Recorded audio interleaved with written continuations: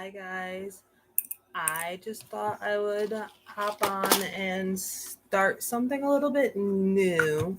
So, with Lennox not being able to, well, with Lennox's new tube and all his new needs, candles have not been able to be one of my main focuses right now. So, I'm going to do everything I can to get a cure for Dravet Syndrome because that essentially is my goal, even with the whole candle thing. So, the quicker we get a cure for Dravet Syndrome, the quicker I can get back to candles or get Lennox in a better place, anyways. So, right now, I'm just getting Lennox's nightly meds ready. He takes a lot. Um, he takes a different types of meds. He takes liquid meds and then he takes crushed meds. He's on a ketogenic diet, so a lot of the medicines that he would take by mouth with liquid actually have to be crushed and like dissolved in water and then given to him because, well, crushed meds are gross. They're actually kind of gross, which is why adults swallow them in a pill form. So, like this right here is something that I have to make for him. It is essentially it's Tylenol, but it's the keto friendly version of Tylenol for kids. And then these are his seizure medication, the two pills that we have to crush. So we use sterile irrigation water to mix all his meds and flush his G tube.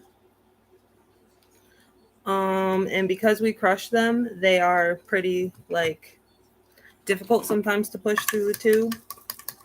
So I do mix with a lot of water, and water isn't necessarily a bad thing for Lennox to have. I just try to make sure that we don't fill him up too much because that will definitely make his stomach hurt. So what I would do is with this is the crush meds. I would run probably half of this and then probably 5 milliliters of water to flush and then finish it off. He also has to take sprinkles, but those we do later because those take a lot more water than these regular ones. So Lennox got a G tube a little bit over a week ago because he didn't want to take his medications by mouth anymore. So this is kind of our new setup and kind of our new nightly routine. We also have a morning one too, on top of his ketogenic diet, which is also a lot. All his food has to be weighed out to the nearest gram. It's very it's just a lot. So this is a tube that connects to his little Mickey button. It's his G tube. The line was clean, but it wasn't flushed, or it wasn't primed. So, because I don't want all this air going into his stomach, I am just gonna push water through it and then gonna clamp it.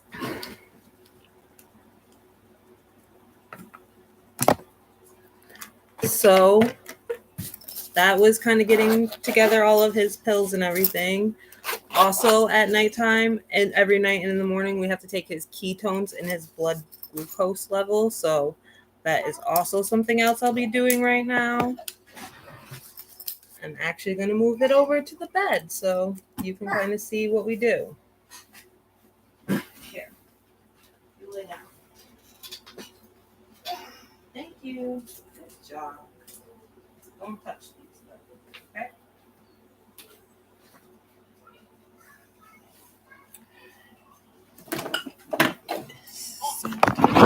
All right. And there's Lennox, who thinks that he can do his own things. Eddie. Hi. You can say hi to everybody. Yes. We'll do that in a minute. Hold on. Okay.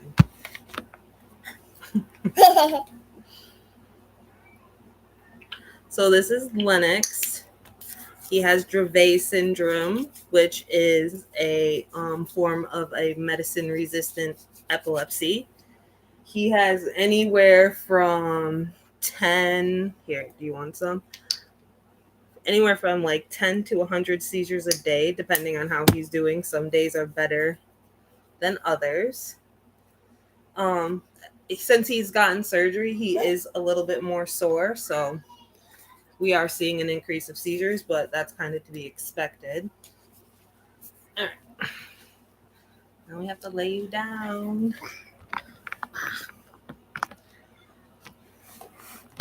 So a lot of kids with epilepsy that are on the ketogenic diet end up with tubes. Sometimes they don't if they're like able to eat by mouth, which Lennox is able to eat by mouth, but we run into problems with Lennox when he is not feeling well. He will not eat by mouth, and then we end up in the hospital because he's just kind of not eating and will have kind of not gotten any nutrients or anything for any energy.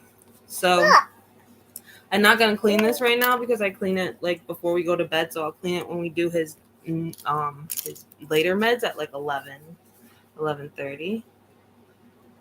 But it doesn't really bother him too much. You just kind of twist it on there and do that, and then we start the process. So these meds, I don't have to really worry that much about flushing afterwards because they're not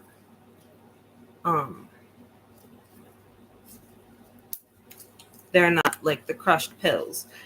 They're just liquid, but I don't want them to mix. So I put a little bit of water to make sure they go through first. And then comes, this is the pain reliever that I make. Sorry. I don't know if it's uncomfortable for them to go through the tube. Sometimes he whines, sometimes he jumps and jerks, but that could just be his seizure activity. But ever since we started doing meds by the tube, he screams a lot less. Like it used to be pretty bad. Like it would take us over an hour to do meds just to get him to swallow one dose of medication, like one syringe. Like we'd spend an hour getting him to swallow that syringe. So for him to get all of his meds, the tube was definitely something that was necessary. But that's like that you see how quickly I did it. I've been on live for 8 minutes and I did his meds in probably like 3 or 4. So this is good. This is a big change for him, and it's really good because now we are sure that he is getting all of his meds, which is a good thing. That's what we want. And it's pretty painless for him. So yeah. So that's just part of our nightly routine. We do like another set of meds. Like I said before, he goes to sleep, he'll get another part of seizure meds. He already did his inhaler this morning, so he doesn't need that. And he's pretty happy. I mean, before he wouldn't be this happy, so he's doing actually really, really good. All right, Lennox, are you ready? Let's show them how we do your blood glucose and your ketones. So if you deal with somebody that has diabetes, you may see them do finger sticks often. I do finger sticks twice a day with Lennox. Sometimes more if he's not feeling well and he's not acting like his normal self, like his energy levels are low. I will check his ketones and his blood glucose in the middle of the day if I feel like something is up. Kind of just gives me an idea of where he's at and if we need further medical intervention. because we can tell a lot by his sugars. If his numbers are too high or they're too low, we will be able to tell. And this doesn't really bother him too much. He doesn't really cry. He doesn't really say too much. Just kind of lets it happen. I mean, he's so used to it at this point, so which is kind of crazy. He's so little. So the purple one is the ketones, and his ketones need to be in between 2 and 7. So we will see. Haha. They are 2.7, so that's like a little bit lower because since we've been home from the hospital, in the hospital we had only food, well, only formula I should say for him, and not food. And then when we came home, he was eating by mouth, so the ketones are not going to be consistent right now. Oh, your finger has a lot of good blood for this. I think it's funny. And then we check his sugar, and that's all. And he thinks it doesn't even bother him. Sugar's a little high. His sugar's 93. That just makes me think that maybe he got a cracker or something from one of the kids.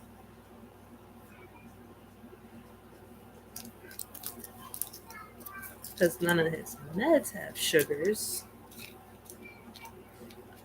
So all his numbers for his sugars and his blood glucose, I keep track in a binder, and we have a nutritionist, and we will actually discuss the numbers with the nutritionist and move forward with his ketogenic diet and plans for that. So, but this is just part of our nightly routine. Eventually, I think I'm gonna start doing like lives every night to help bring awareness to Dravet syndrome and really help get a cure, because having a medically complex child has really transformed my life into something that I never ever in a million years thought it would be. And I really want to help kids like Lennox and find a cure for them because they deserve it. I mean, he has fought so hard to be here his whole life, so it's honestly what he deserves. I just wanted to say thank you guys for tuning in. If you want to keep following our journey, please subscribe to our channel. We have other platforms. We are on Instagram, Facebook, and TikTok, so you can subscribe to us there as well. And we'll see you guys next time. Oh, and Lennox's service dog donation link is provided in the description, as well as the Lennox Lights shop link, so you can help support us if you would like to. But also you can just share us out and support us that way as well too. So that'll be that. Do you want to say bye? Want to say bye-bye? So until next time, YouTube.